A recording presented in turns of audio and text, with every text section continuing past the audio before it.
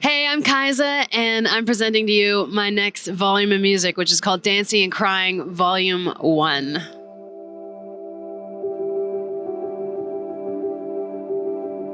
So when it came to this third body of work, and I call it a body of work and not an album because it actually has more bodies of work to follow. It's less of an enclosed capsule and more of a stream of music to come. So there will be more than one volume of this project, which it very much suits who I am as a person more, because this brings together a lot of sides of who I am as an artist. It is sort of the past, present, and future all kind of thrown into a melting pot together. It pulls from my beginnings of being a folk singer-songwriter and a lyricist and storyteller, and then it brings back the dance music, which I was put on the map for. But it also explores my curiosity as a musician now, as I navigate new terrain and go deep within myself and ask questions about reality and why we're here, but also grow within myself. So there's a lot of growth built into this fun dance album. And I tell people that you can listen to it many different ways. You can just go in surface level and dance to the project, but you can actually dive a lot deeper into the lyrics. And there's a lot more there waiting for you if you're looking for that. The title for Dancing and Crying came out of a very honest feeling that I have. I used to go to the dance floor to basically shed my emotions.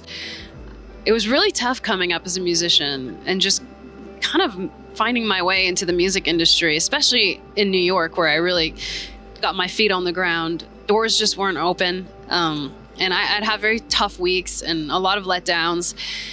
But one thing I did always love was dancing. And so when I went out dancing, I would just be myself fully. Those are some of my best moments coming up as a musician. I honestly don't think there's a big difference between dancing and crying, because in both scenarios, you're being very honest. When you're on the floor dancing, you're expressing yourself in a physical way, but it's very true. And when you're crying, you're actually expressing yourself in a very honest way as well. You're letting go. You're bringing your junk to the surface. You're allowing yourself to express how you truly feel. I've had a lot of dancing and crying through my healing experience. And one thing I feel like is missing a lot from dance music is this deeper aspect to the songs, the storytelling, the emotion, the connection with yourself. I think a lot of people do go to the dance floor to escape themselves. I feel like that's one of the best places to connect with yourself. And I want to really promote fusing that connection and cracking that shell and getting people to feel safe going deeper within themselves, but also expressing that outwardly. So that's a bit of the foundation of what Dancing and Crying represents. It's really about going within, but not being afraid to share that with the world, what you find within yourself. I was in a car crash in 2017, which pulled the rug out under my whole life. I had to give up my career temporarily, although I was quite in denial about it. I didn't want to, but I had to. And I had to go into a state of complete healing.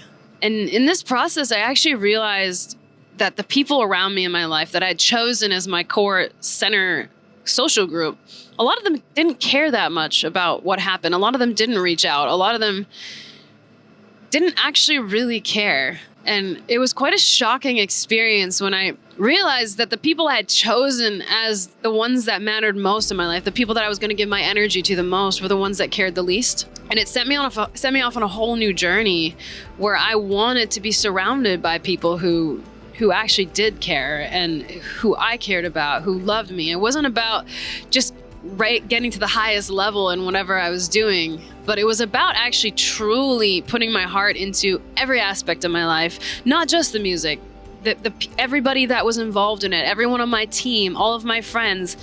I wanted to get, the next time I was faced with my own mortality, I wanted to be able to look back on my life and be like, wow, that was amazing. I wanted to make sure that from now on, what I was putting into the world was a whole expression of who I am. And so I struggled. I started writing again in all genres, and I have in my Dropbox, I have like folk songs and rap songs and R&B songs and country songs.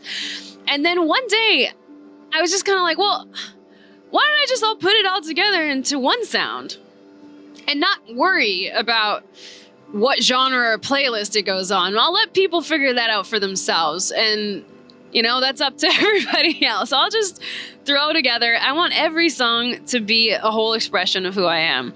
So you're getting different pieces of myself in each song at different moments based on what I'm feeling in the moment. So you get Heaven Ain't Calling, which is already out, is house music, but there's a banjo on there and it's very soulful. And you hear a lot about my sort of exploration of life and also a lot about heaven because of my near experience with death.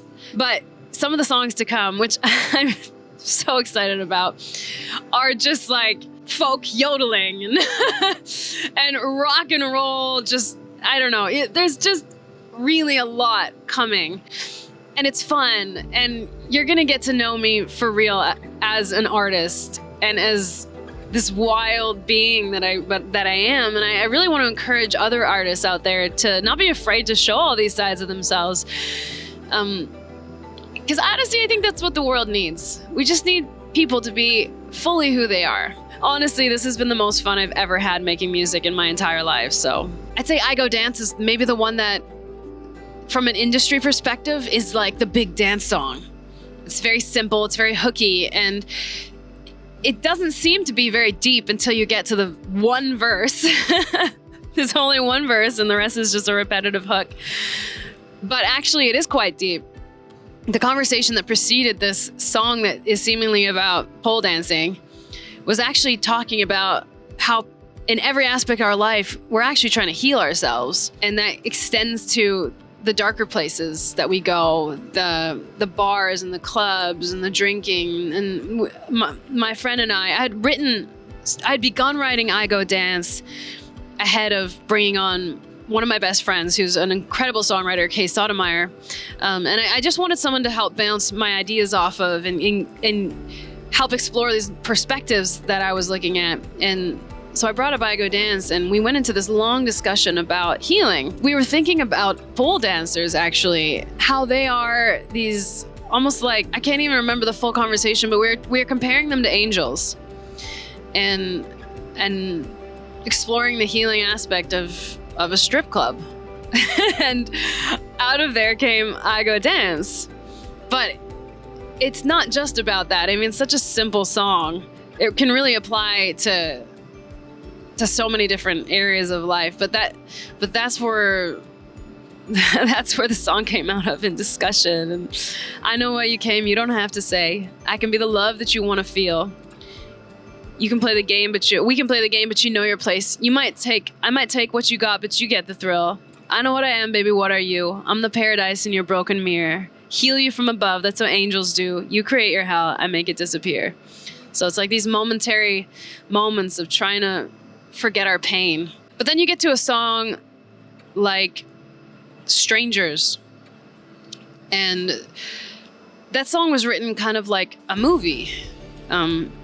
It's not a scenario that I have actually been through myself. I have not been sitting at a bar drinking my soul, till I'm just, wasting away. But I have been there emotionally. I love narrative, and I started writing stories again. It's something I used to do as a kid, and writing poetry just for the sake of it, and writing movie concepts. And when I wrote this song, I had this vision of a woman, an older woman actually, who had just lost a loved one, her husband. I really saw them as an elderly couple, and she lost someone she'd been with for her whole life. And so she went to the bar to drink away her sorrows and encountered this group of young, beautiful kids that hadn't ever experienced heartbreak, and they're just glowing and dancing. And one of them sees this woman at the bar and recognizes her pain, and just for this moment brings her onto the dance floor and dances with her and helps her forget her sorrows just for this brief moment. And both of them know that this is not something that will continue beyond this moment on the dance floor, but they're healing each other. So again, it's another song that encompasses healing. And I wrote the song around this story in my mind, but that actually really connected with what I went through with the car crash, having lost myself. Everything I had built, all of my momentum, people, my connection to my social group, and just feeling like I'm never going to get that back. And I also might never get myself back again. And I was just alone in bed, feeling lost. And I would imagine myself and all the things that I wanted to do. I would look to the future for hope. I tell a lot of people who say, live in the present. I've had times in my life where I could not get through the present, and it was going into the past and the future that kept me alive, that got me through the present. So I don't always think we have to live in the present. I think we just have to get through the moment in the best way that we can to make ourselves feel as happy as we can, and to give that feeling of happiness and joy to others eventually. So my imagination really came to life through this healing process. And Strangers is one of those songs. And I think people can feel that in the song. They can feel the pain, but also the hope in the song. Really hope that you're going to love this music. And more so, I hope that through this music that you're able to connect with yourself as well in a deeper way. I definitely suggest dancing to this all the way through and experiencing that element, but also take the time to listen to the lyrics and explore the stories and what's being said. And there's so much coming as well. I'm really connected with my audience. I do my very best to respond to comments online, so feel free to reach out to me if you want to know more, and I'll do my best to get back to you. And I'm just very honored and grateful to be coming back to music in this way again, to be making my comeback to the dance floor. And honestly, this is my favorite chapter yet. So for all that I've been through and all the crazy roads that I've had to go down to get back to this point, I'm thankful for the growth and for what I'm now able to give as a result. So this is Dancing and Crying, and I hope you love it.